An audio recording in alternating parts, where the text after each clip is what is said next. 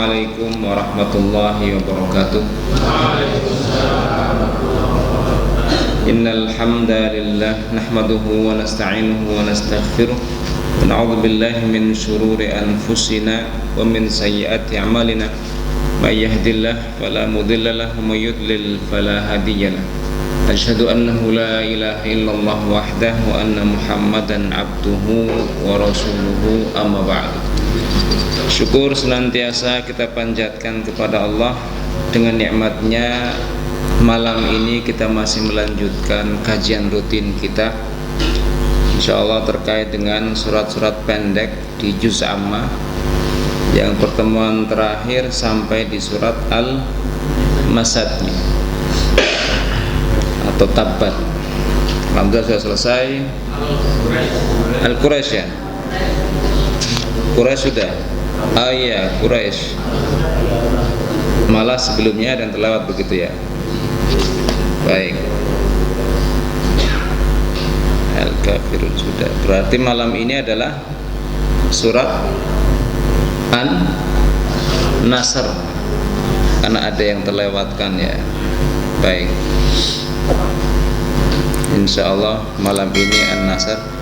Al-Kautsar malah sudah, karena waktu itu saya masih ingat Idul Adha momentumnya. Jadi diloncat-loncat apa-apalah, sementing ngaji. Baik, salawat dan salam senantiasa tercurah untuk uswatun hasanah kita Nabi Muhammad sallallahu alaihi wasallam beserta keluarga, sahabat dan pengikut beliau sampai akhir zaman. Para yang dirahmati Allah, kali ini insyaallah kita akan mencoba membahas, mengkaji dan mencoba ada hikmah apa yang tersimpan, tersurat atau tersirat dalam surat An-Nasr. Surat yang sangat pendek, yang insyaallah ini surat langganan untuk sholat tapa maning hari dewian. Senang banget. Iya mbok. Nah, maka insyaallah sudah hafal semua surat An-Nasr. Hanya saja kira-kira kalau kita ngaji, kita perdalam lagi apa hikmahnya, sehingga mungkin ketika kita membaca surat ini, kalau sudah mengerti artinya, mungkin ada makna dan ada perasaan yang berbeda. Harapannya itu setiap ngaji. Baik, surat ini tusamma aidan bisuratit Taudi'. Jadi dia punya nama lain selain daripada surat An-Nasr, yaitu At-Taudi'. Taudi' itu ya wada'an atau perpisahan. Jadi surat ini turun otomatis sudah mulai pertanda tugas Nabi Muhammad itu hampir selesai. Sebelum al-yauma akmaltu lakum dinakum. Ini urutannya An-Nasr dulu, baru ayat yang sebagai penutup daripada tugas Nabi Muhammad. Jadi namanya nama lain Taudi' atau surat sebagai perpisahan untuk Nabi Muhammad. Jadi ayat ini sepertinya kelihatan menang senang begitu ya.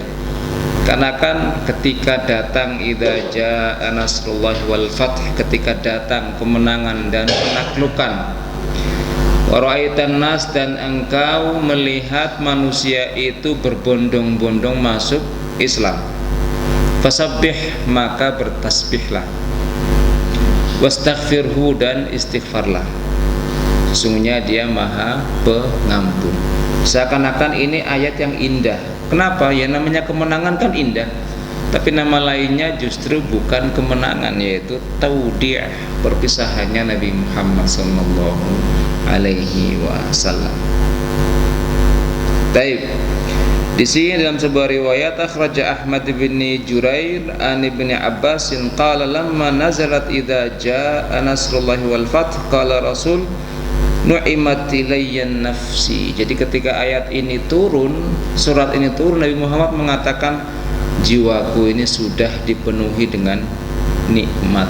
Dalam artian sudah punya semuanya, sudah hampir selesai.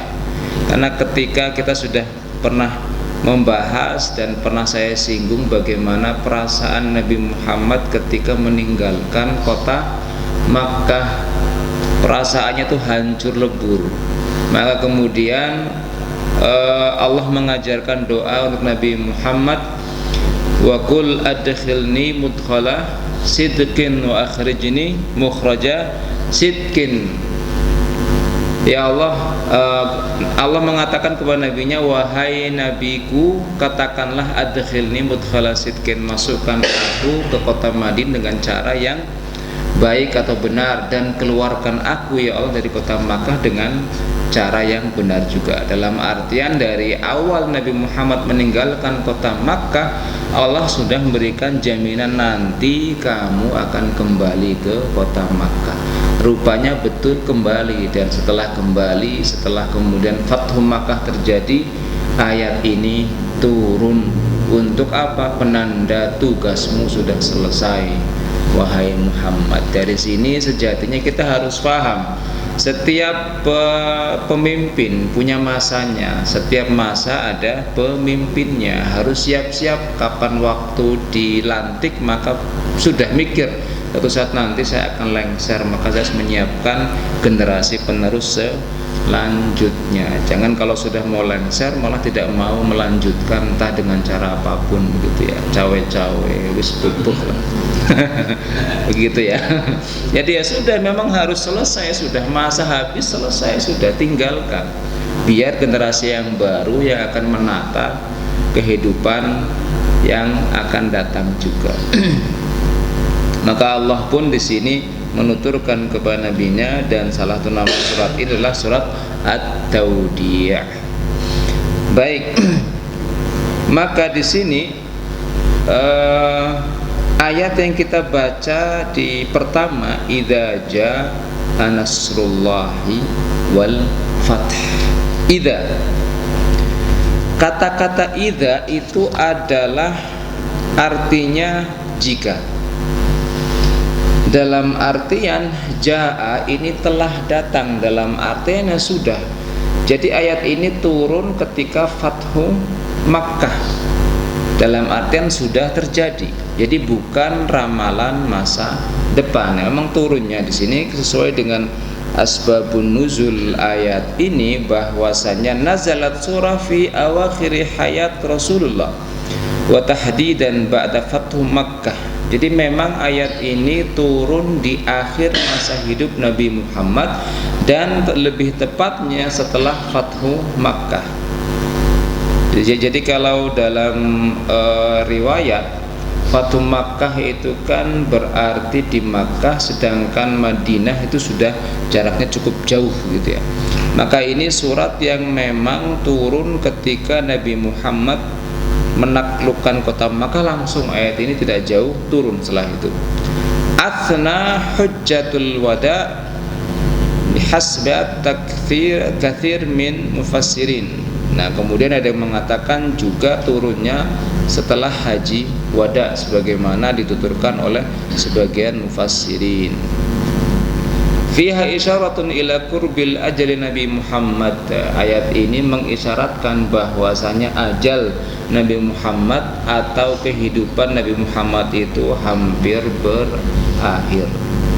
Jadi memang ada alamat, ada tanda. Maka biasanya kalau orang itu mau meninggal, nanti ahli warisnya mengatakan pantesan dia itu sebelum meninggal pengen minta ini, minta itu, rupanya itu permintaan terakhirnya begitu. Seakan-akan ada tanda, seakan-akan gitu ya. Tapi dari sini saja Allah menunjukkan isyarat bahwasanya Nabi Muhammad kehidupannya sudah akan berakhir. Baik.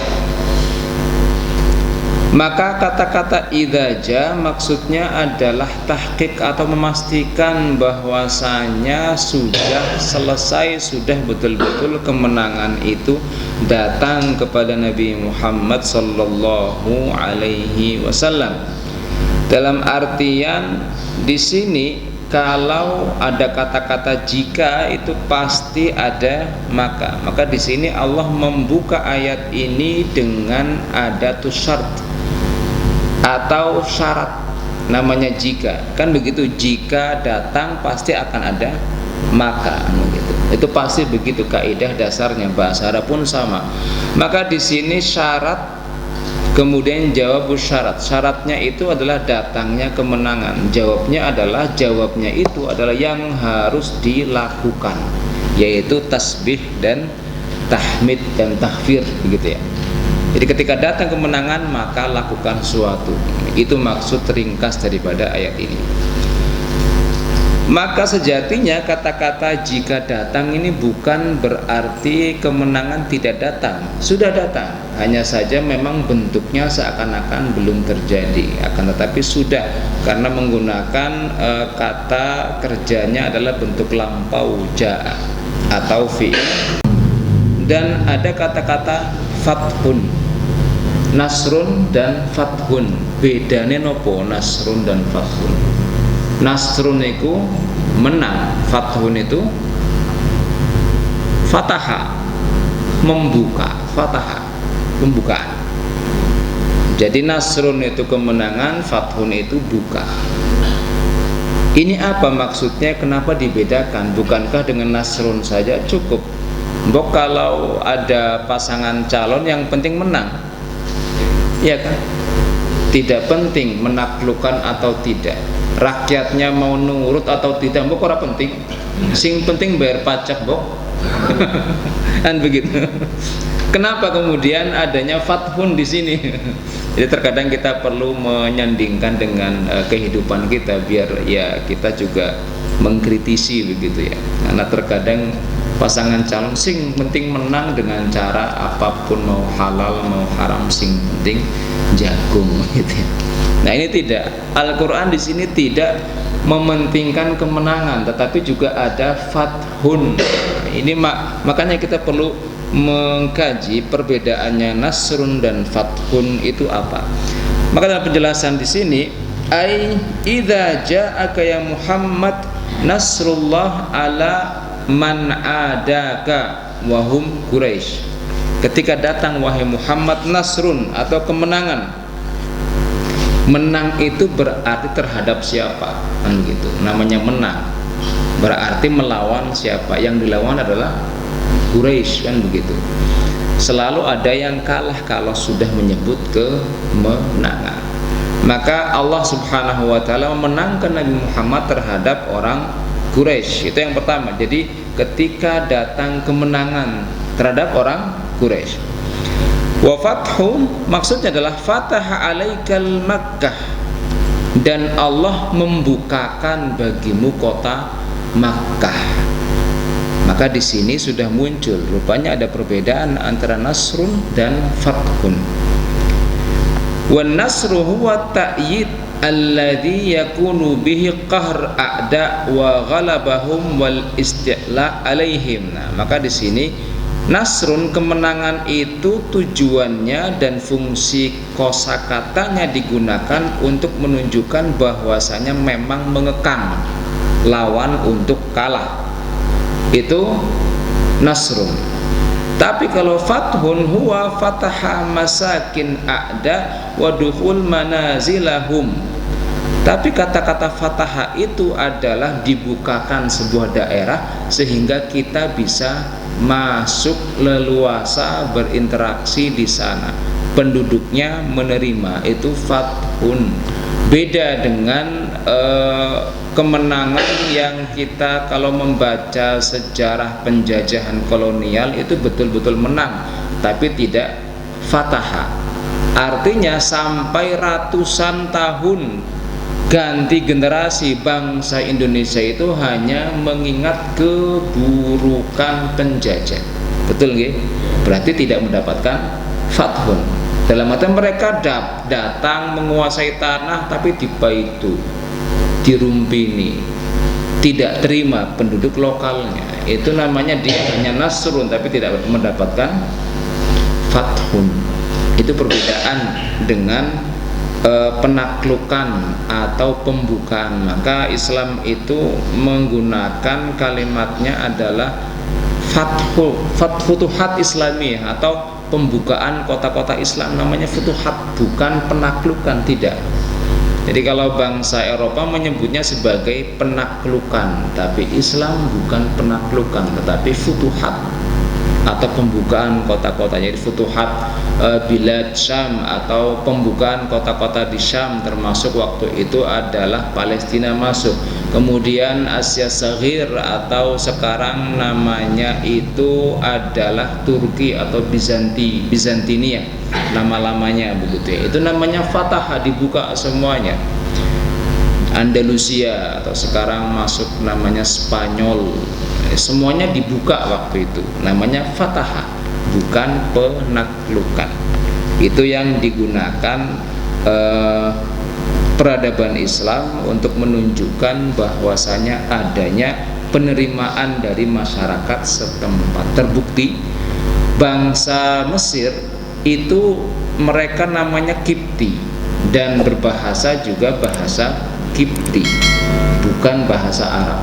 Tapi sekarang silakan datang ke Mesir, bahasanya Arab semua, meskipun Arab pating genah. Dalam artian sudah bercampur dengan bahasa Kipti, tapi tetap namanya bahasa Arab, sama dengan bahasa Jakarta, lulu gue kan tetap bahasa Indonesia begitu, tapi dialek Jakarta sama. Bahasa Arab tapi dialeknya dialek Mesir.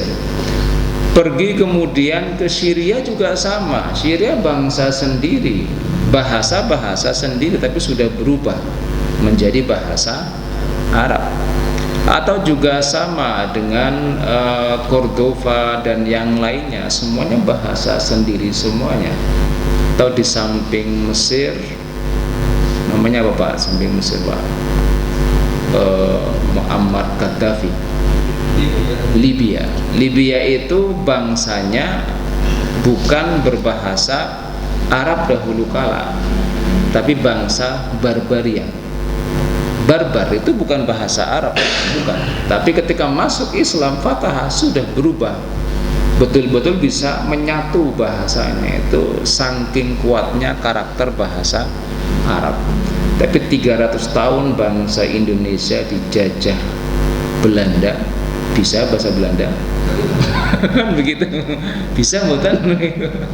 Berarti penduduknya memang menolak begitu, menolak. Saking wong menang ora kepenakan gue pakai ya wis repapalah mana begitu. Baru kemudian sampai meledak pada akhirnya gitu. Jadi 300 tahun bangsa Indonesia yang bisa bahasa Belanda ya bisa dihitung begitu, tidak banyak itu. Itu namanya perbedaan antara nasrun dan fathun.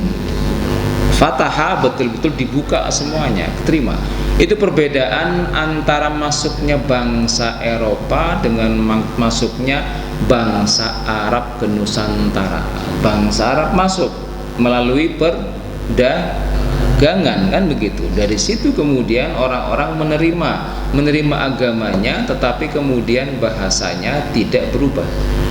Rupanya bahasa Nusantara juga kuat dalam artian bahasa, justru orang-orang keturunan Arab itu akhirnya ketika masuk ke Jawa, bahasa Jawa ini medok, iya mbok. Masuk ke Kalimantan, bahasa Kalimantannya medok juga, bangsa Arab yang keturunan itu ya. Saya beberapa teman itu asli marganya macam-macam, dan itu rata dari Yaman semuanya. Marga Yaman kemudian tinggal di Madura, tinggal di Surabaya. Bahasa Jawa nih medoke pol, bahasa Madura nih medoke pol. Ngomong bahasa Arab ora teying. Jadi sudah hilang, tinggal hanya hidung dan matanya khas Arab. Tapi ketika kemudian berbicara wong Jawa kon niku kudu wong Arab maning wis ilang bahasane. Jadi kata orang Arab itu al-Arab huwa man yatakallam Arab. Jadi bangsa Arab itu siapa? Mereka yang bisa berbahasa Arab, meskipun terlahir di belahan dunia manapun, tapi dia bisa bahasa Arab, maka dia orang Arab. Jadi ngono Pak. Jadi kalau mau mencari mantu Arab ya cari yang bisa berbahasa Arab, bukan malah pergi ke sana begitu. Jadi ini sebagai penjelas bahwasanya fathun dan nasrun itu berbeda.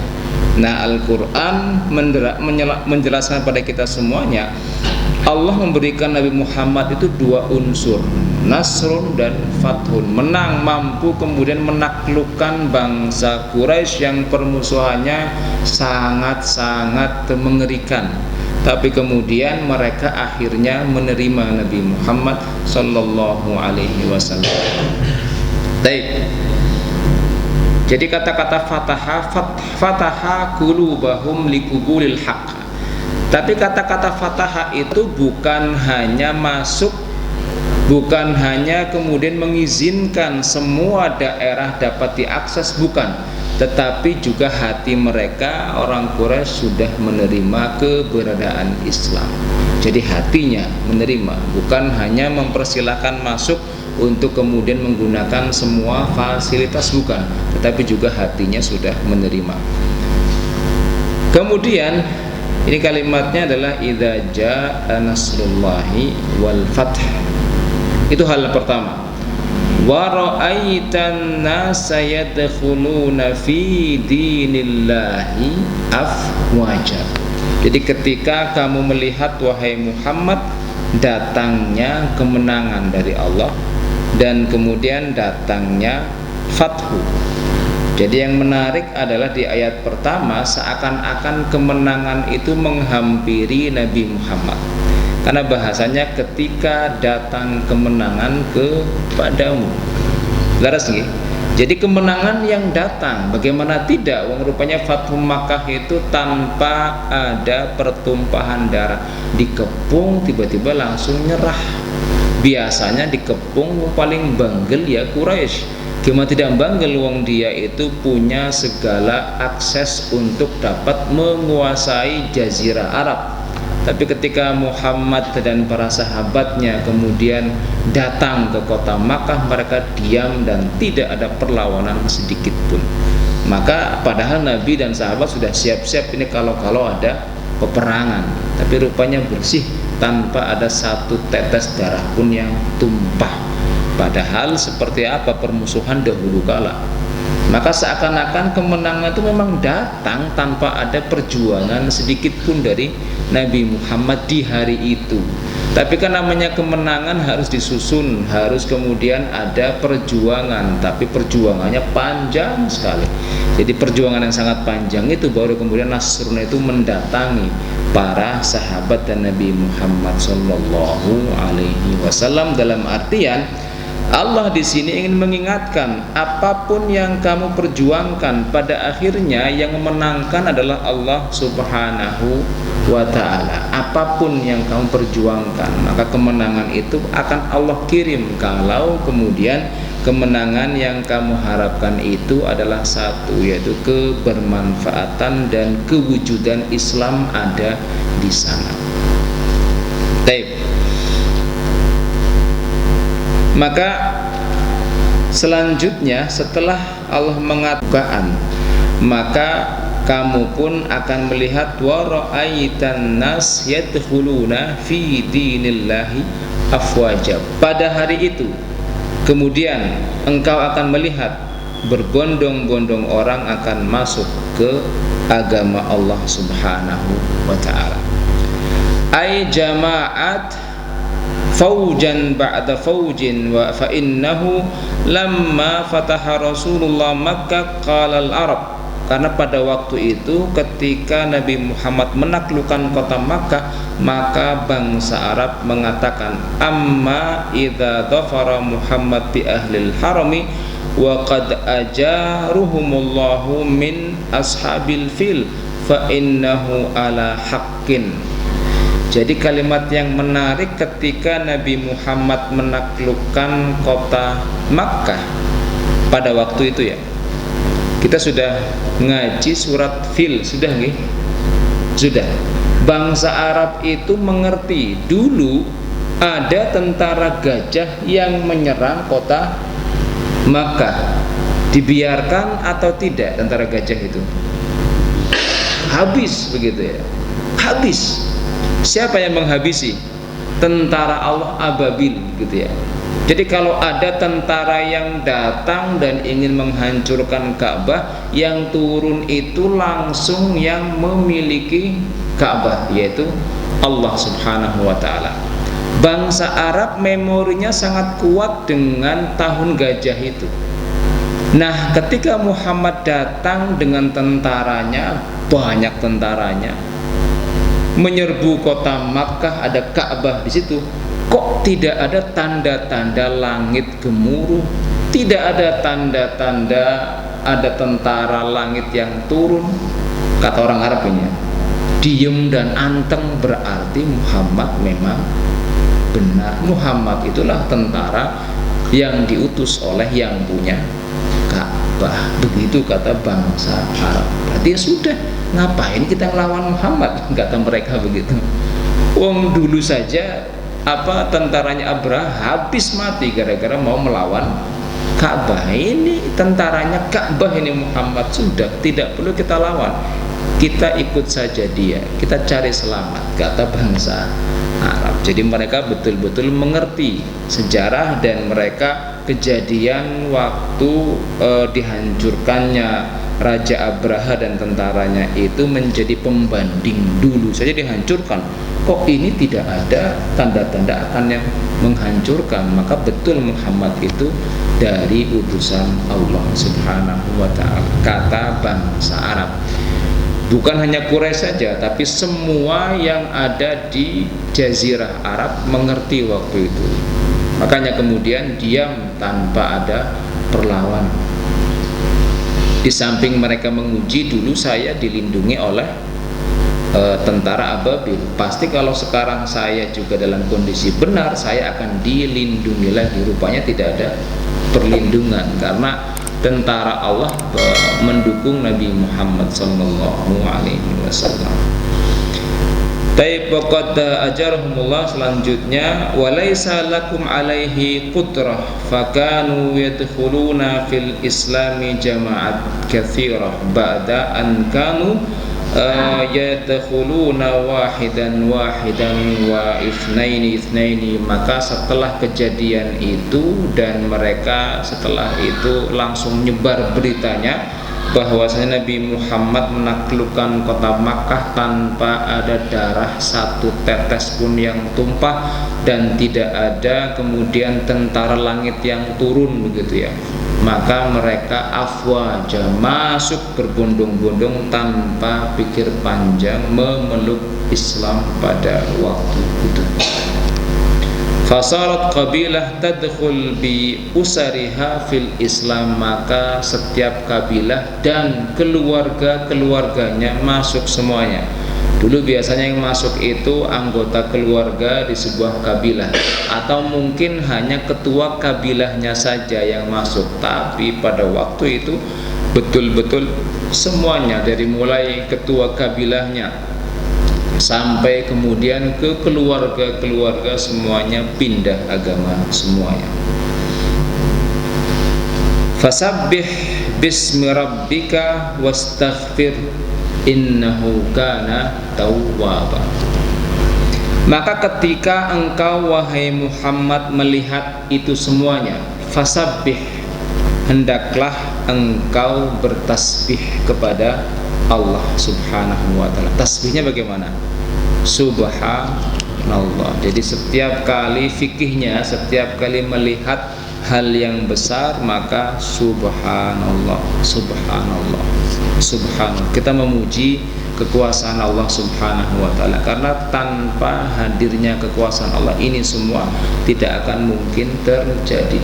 Masuknya dan berpindahnya bangsa Indonesia dari yang awalnya dinamisme atau penyembah demit dan lain sebagainya ya, menyembah demit, utaijo kah, apapun namanya begitu ya, langsung berubah. Dan itu perpindahnya sangat drastis sekali, langsung berpindah ke Islam, kan begitu, langsung total. Itu tentu juga dengan kehendak Allah Subhanahu wa ta'ala, tanpa melupakan perjuangan para dai yang waktu itu, baik itu dai yang datang dari luar Indonesia, yaitu saudagar-saudagar Timur Tengah, ataupun bahkan memang yang putra daerah, kemudian dia pernah belajar di kota Makkah dan kembali lagi, atau kita menyebutnya sebagai wali songo atau bahkan wali-wali yang lainnya.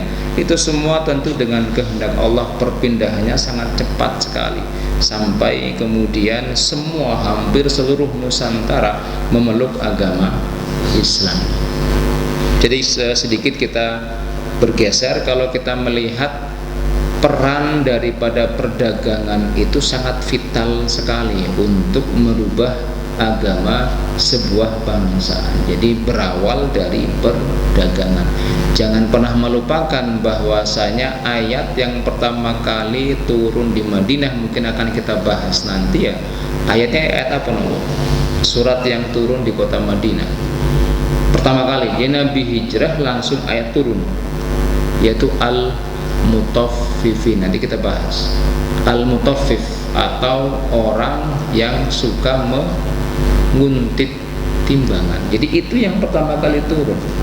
Justru masalah pasar yang pertama kali Nabi Muhammad itu rapikan kecurangan-kecurangan di pasar. Justru ketika pasar itu rapi, kemudian kalau pasar tidak ada tindak korupsi, maka kesejahteraan akan datang. Kalau perut sudah kenyang, orang itu akan mikirnya lempeng. Oh iya, berarti ada amar ma'ruf nahi munkar jalan. Tapi kalau perutnya masih lapar, jangankan datang ke pengajian begitu, gelut baiklah begitu. Kencot kan begitu. Makanya dirapikan Nabi Muhammad itu langsung dalam urusan pasar. Maka peran pasar, peran pedagang, saudagar itu sangat besar. Dimulai semua terjadi ketika Nabi Muhammad hijrah, dan itu terjadi pula di negeri yang kita cintai ini. Justru agama dan dakwah itu dimulai dari pasar juga. Jadi jangan pernah meremehkan profesi. Kalau ada bapak-bapak di sini pedagang, aku mau jadi pedagang, mau jadi itu nikmat, itu nikmat. Jangan kemudian semua orang berharap ingin menjadi apa, pegawai PNS.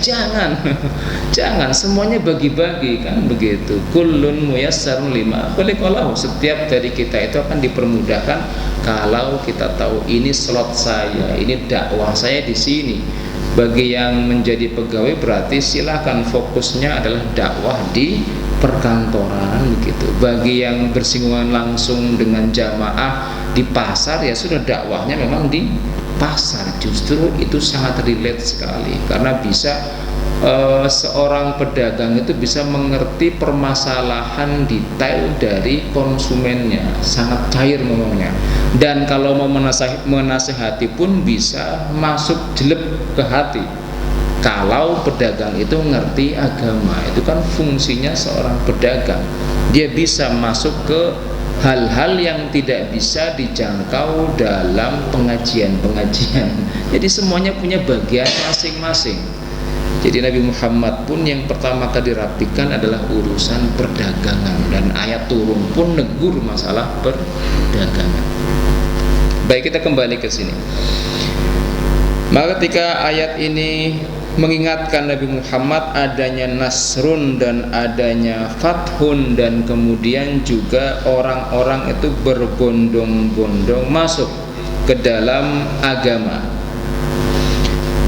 maka selanjutnya fasabbih ay fihi jam' baina tasbihillah wal muadzin bit ta'ajjubi mimma yassarahullahu lahu mimma lam yakun yahturu bi balihi wala bal ahad minan nas.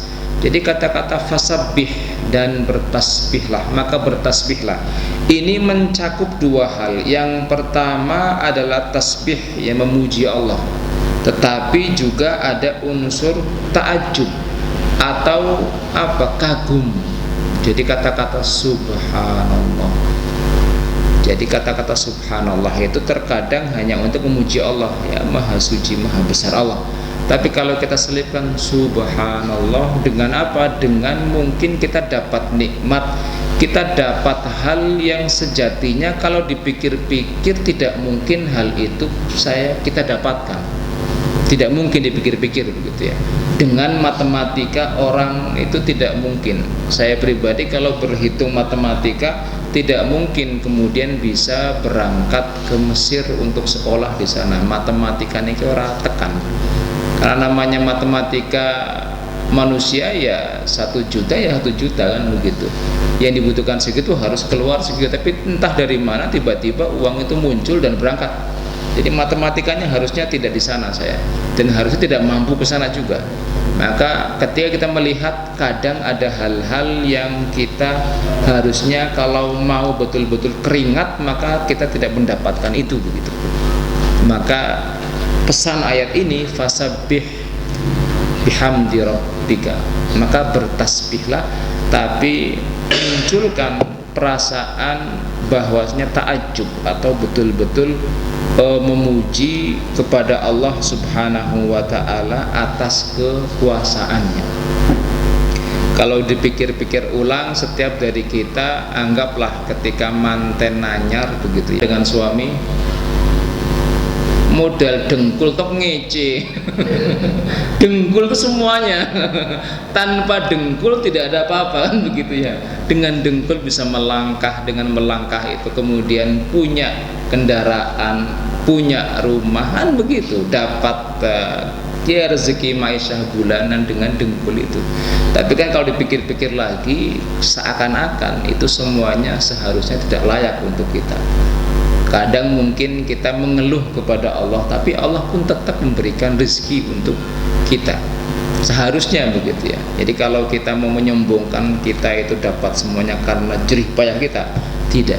Allah yang betul-betul melimpahkannya kepada kita semuanya. Fasabbih bihamdi rabbika.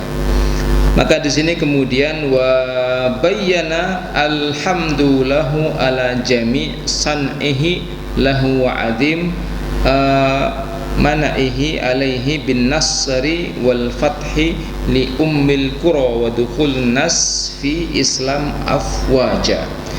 Jadi kata-kata fasabbih bihamdi rabbika ini maksudnya adalah dengan juga mengatakan ada tasbih subhanallah, kemudian apa? Alhamdulillah, kan hamd. Jadi tasbih dan tahmid masuk. Subhanallah, alhamdulillah. Jadi subhanallahnya untuk penaklukan dan masuknya orang berbondong-bondong masuk Islam. Takjub begitu ya.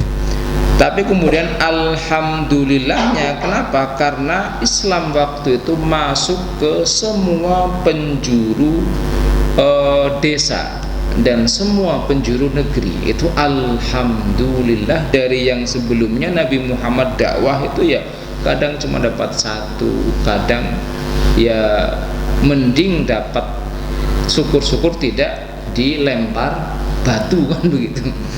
Maka Nabi Muhammad SAW diminta untuk tasbih dan juga tahmid kepada Allah subhanallah walhamdulillah.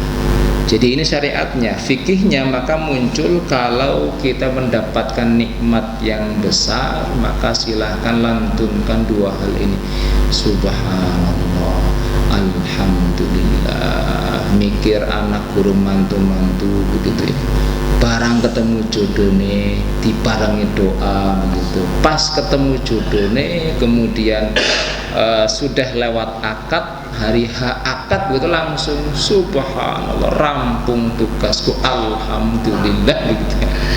Ini terutama bagi yang memiliki putra putri yang belum ketemu jodohnya. Wis diketemu kenal lah, wis ketemu kabeh. Kayak gitu ya. Baik. Ini kalau tasbih dan tahmid ini baik. Namanya ya tasbih begitu, subhanallah dan walhamdulillah. Tapi yang menarik adalah di penutupan ayat wastaghfirhu, suruh istighfar. Ini apa begitu ya? Begitu ya. Seakan-akan kemenangan itu ya sebuah dosa besar, istighfar. Jadi subhanallah, alhamdulillah, astaghfirullah. Ini maksudnya apa? Kan itu yang membuat pertanyaan gitu ya. Maka ketika Allah merintahkan wastaghfirhu ay utlub minhul maghfirah lidzambika tawadhu'an lillah, bukan sebagai penerjemahan bahwasanya mungkin kemenangan itu ada dosa yang kita kerjakan, bukan. Tetapi kata istighfar ini harus dilantunkan. Sebagai apa? Sebagai tawadhu'an lillah. Kita tawadhu di hadapan Allah, merendahkan diri kita serendah-rendahnya di hadapan Allah Subhanahu wa taala. Wa istiqsaran li amalika innahu ka. Jadi memang tujuannya untuk betul-betul tawadhu kita di hadapan Allah Subhanahu wa taala.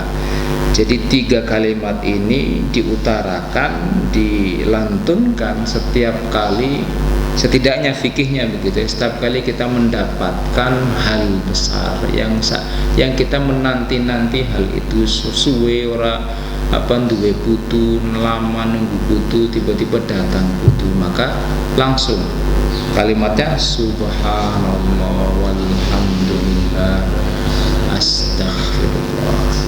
Jadi 3 hal itu Nabi saja diajarkan. Kalau kamu melihat kemenangan orang berbondong-bondong, maka kemudian bacalah 3 hal, yaitu tasbih subhanallah wa tahmid alhamdulillah wa istighfar astaghfirullah. Jadi 3 doa ini kalau kita mendapatkan hal besar, jadi kita belajarnya doa di mana kita melafadzkan doa ini ketika ada hal besar yang kita dapat. Nanti mungkin suatu saat ada ayat yang akan menyinggung bagaimana untuk kita mendapatkan hal besar, kan begitu. Sekarang kira-kira doanya apa yang dilantunkan untuk mendapatkan, setelah mendapatkan nikmat yang sangat besar, yaitu 3 doa tadi. Innahu kana tawwaba ay min sya'nihi taubah alal mustaghfirina lahu. Karena ketika Allah menutup ayat ini, innahu kana tawwaba, sesungguhnya Allah itu maha pengampun. Maka di sini maksudnya adalah karena memang orang-orang yang bertaubat itulah yang akan mendapatkan ampunan dari Allah Subhanahu wa taala. Yatubu alaihim wa yarhamuhum bi qubuli taubatihim. Allah menerima taubat mereka, kemudian memberikan rahmat kepada mereka semuanya. Akhraja Bukhari wa ghairuhu an Ibni Abbas qala fi hadhihi surati. Kemudian Bukhari dari Ibnu Abbas meriwayatkan bahwasanya surat ini huwa ajalun li Rasulillah sallallahu alaihi wasallam, itu adalah waktu untuk Nabi Muhammad, dalam artian memang sebagai pertanda usia Nabi Muhammad hampir selesai, makanya diminta untuk istighfar. Jadi kalau ayat ini dan surat ini hanya untuk Nabi Muhammad, maka kalimat wastaghfirhu maksudnya adalah karena usianya sudah hampir tutup. Itu kalau al-ibratu bi khususi nuzul, atau kita mengambil itu dengan kekhususan asbabun nuzul ini.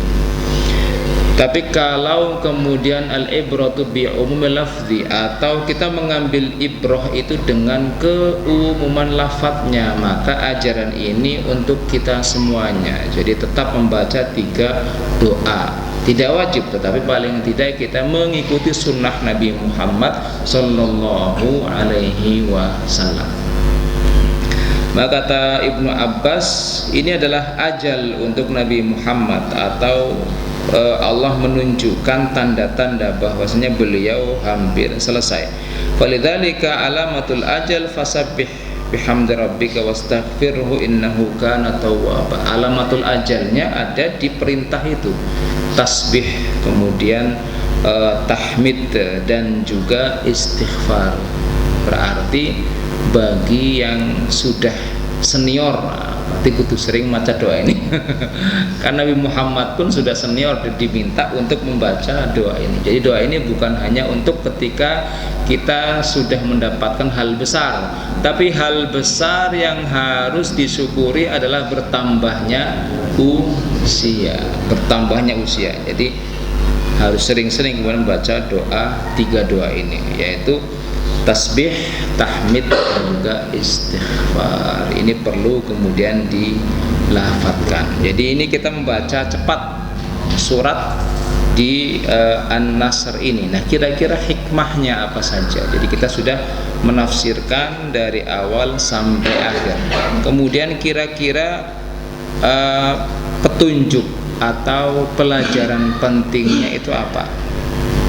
Maka pelajaran yang pertama di sini adalah Rabbaniyah fi tansir, atau dalam artian kemenangan yang kita susun harusnya itu kemenangan tujuannya itu untuk mengesahkan Allah. Jadi perjuangan apapun yang kita susun harus satu tujuannya, agar orang itu menyembah kepada Allah Subhanahu wa ta'ala. Apapun perjuangan kita, sekecil apapun, sebesar apapun, harus muaranya adalah bagaimana orang itu taat kepada agamanya. Maka sejatinya kalau kita melihat ada tidak pemerintah kita itu andil untuk kemudian membentuk kurikulum. Kurikulumnya adalah bagaimana anak-anak kita itu mengesahkan Allah. Buatan wonten ya, tidak ada. Nah itu yang kemudian bermasalah di situ. Makanya kemudian mikirnya keduniaan baik. Kenapa? Tujuan semuanya hanya untuk dunia.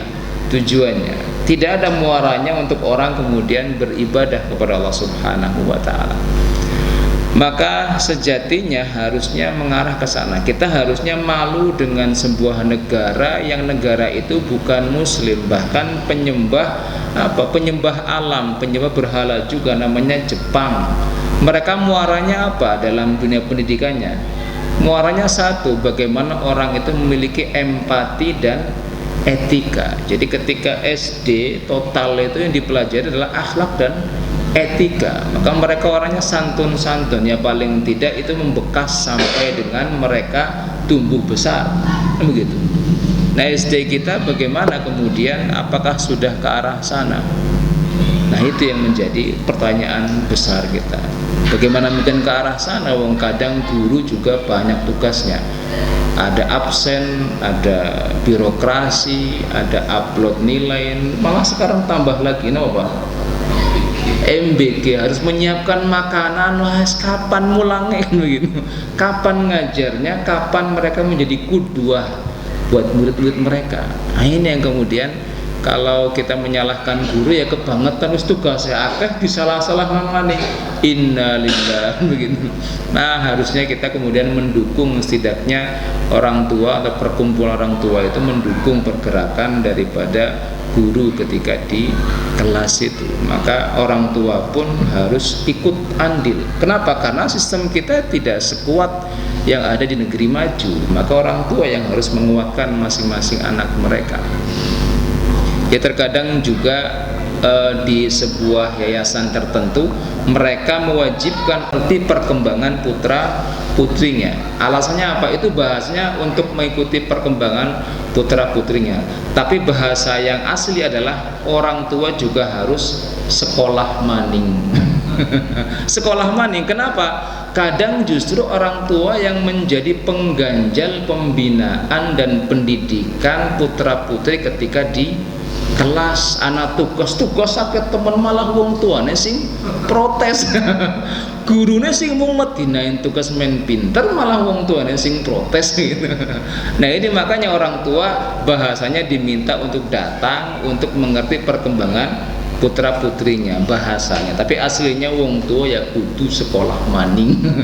Biar mereka juga ikut andil, karena ya masing-masing dari sekolah harus menyiapkan mekanisme pendidikan itu agar kemudian anak-anak kita betul-betul siap untuk beribadah kepada Allah. Karena muara pendidikan, muara perjuangan apapun harus arahnya kepada bagaimana orang itu tetap kemudian beribadah kepada Allah Subhanahu wa ta'ala. Jadi itu pesan yang pertama. Ada kalimatnya adalah ra'aitan nasa yadkhuluna fi dinillahi afwaja. Berarti kan kemenangan yang Nabi harapkan tujuannya agar orang masuk Islam, bukan agar Nabi berkuasa, agar Nabi dieluk-elukan bangsa Arab. Tidak. Tujuan Nabi menaklukkan kota Makkah karena memang bangsa Quraisy itu center sebagai pusat peradabannya Jazirah Arab, maka dia harus ditaklukkan sehingga nanti orang-orang bisa masuk Islam. Itu saja tujuan utama dari dakwah Nabi Muhammad SAW. Kemudian pesan yang kedua, at-tawazun baina syukri wal istighfar. Kadang kita itu melupakan kalau sudah syukur tidak beristighfar. Syukur seakan ya udah namanya syukur, semau-maunya untuk kemudian menunjukkan rasa syukurnya. Maka di sini Nabi diajarkan untuk silahkan bersyukur, silahkan bertasbih tahmid, tapi jangan lupa juga untuk beristighfar kepada Allah Subhanahu wa ta'ala. Karena syukur untuk nikmat, kemudian istighfar itu untuk tawadhu, untuk tetap merendahkan diri kita di hadapan Allah Subhanahu wa ta'ala. Jadi harus ada tawazun tadi, atau balance, atau netral, betul-betul seimbang antara syukur dan istighfar kepada Allah Subhanahu wa ta'ala. Kemudian pesan yang ketiga adalah isti'dad liqa'illah, atau kita apapun dan siapapun dan berapapun umur kita. Terkadang pemuda mengatakan aku tak masih muda. Masih muda bagaimana? Kalau dalam catatan Allah tuanya umur kita hanya mentok di umur 30 tahun, berarti itu umur tertua kita, kan begitu. Mentoknya di umur 30 tahun berarti itu bukan muda, itu tua. Kenapa? Itu batas usia terakhirnya, kan begitu. Jadi bukan muda 30 tahun, itu udah tua. Kenapa? Karena dia sudah berakhir. Kalau ada yang dalam ilmu Allah, dalam takdirnya ditakdirkan umur 80 tahun meninggal, dan sekarang masih 40 tahun, berarti masih muda gitu. Masih setengah jalan lagi, kan begitu. Jadi bukan dengan usia masalah muda dan tua, karena siapapun tidak pernah tahu dia sudah tua atau masih muda, tidak pernah tahu. Maka isti'dad liqa'illah, atau bersiap untuk berjumpa dengan Allah, itu harus dilakukan oleh siapapun, bukan hanya yang kelihatannya sudah berusia. Siapa tahu dia masih panjang, justru dia masih setengah jalan begitu ya, siapa tahu. Tidak ada yang tahu. Jadi dari fasabbih bihamdi rabbika wastaghfir itu adalah bekal doa untuk kita menghadap Allah, bukan hanya untuk mereka yang sudah senior, tapi justru yang kelihatan junior barangkali dia sudah senior. Iya kan begitu. 17 tahun tapi itu batas usia terakhirnya, berarti kan wis tua gitu. Wis tua kayak aslinya. Ketone bae nom, tapi tidak, dia sudah selesai usia, berarti sudah tua. Batasnya sudah habis. Jadi siapapun harus membaca doa fasabbih bihamdi rabbika wastaghfir. Ini doa untuk persiapan kita menghadap Allah Subhanahu wa ta'ala. Ada banyak pesan dan pembelajaran, tapi setidaknya itu 3 pesan yang dapat kita ambil dalam surat ini. Jadi surat ini memang kelihatannya adalah gegap gempita atas kemenangan, tapi Allah membingkai surat ini untuk mengingatkan kita semuanya, kalau kau menang, kamu harus ingat itu bukan jerih payahmu semata, tapi ada campur tangan Allah di situ. Dan justru pada waktu kamu ingin menyombongkan diri, waktu itu kamu harus tunduk dan beristighfar kepada Allah Subhanahu wa ta'ala. Nah, orang Islam itu orang yang selalu stabil. Ketika dia bahagia dia tenang, ketika sedih juga dia tenang. Jadi anteng sekali. Ketika dia menang harusnya dia pesta fora begitu ya harusnya, tapi tidak. Allah mengatakan istighfar, tenang. menang dia tenang, sedih juga dia tenang. Itu yang diajarkan Nabi Muhammad SAW, dan bukan hanya diajarkan tapi juga dipraktekkan sebagai qudwah kepada kita semuanya. Maka ibu kalau akhir bulan wis anteng baik anteng insya Allah anak begitu ya wis tenang, itu janji Allah Subhanahu wa ta'ala. Tapi kalau awal bulan ya tolong tenang juga aja, langsung cekot tenang juga. Jadi bapak silahkan diajari istrinya melalui apa, ayatul karimah ini. Jadi banyak uang tenang begitu, kemudian tidak ada pun juga tenang. Itu yang harusnya kita terapkan dalam kehidupan kita. Saya rasa itu insya Allah bismillah sebagai ibroh dan mau'izah hasanah dari surat An-Nasr. Saya kembalikan karena tadi dibuka, berarti yang nutup ya yang buka saya. Assalamualaikum warahmatullahi wabarakatuh.